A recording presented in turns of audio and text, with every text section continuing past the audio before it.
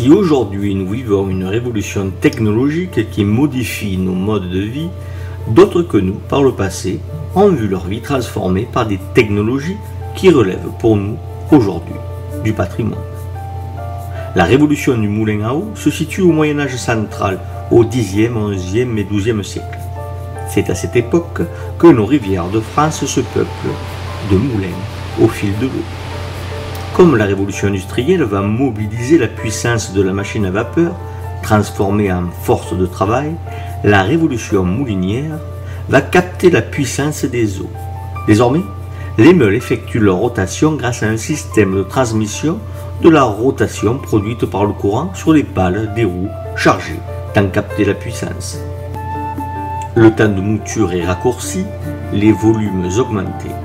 Une industrie minotière peut se développer, notamment autour des villes mieux nourries.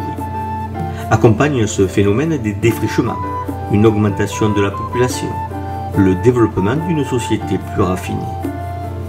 Mais la force des eaux, grâce à l'invention de l'arbre à cames, va permettre également de produire des mouvements alternatifs. Ainsi, de nouvelles activités peuvent désormais se déployer dans les moulins, papeterie, foulage, martelage.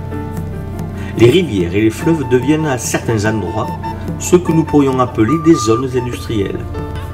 On construit même des moulins-bateaux pour pouvoir capter la force des eaux plus loin des rives, où la place manque.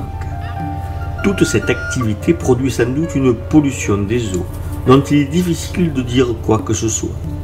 Mais nous savons que le haut niveau de l'élevage pouvait avoir des effets néfastes sur la qualité des eaux à cette époque.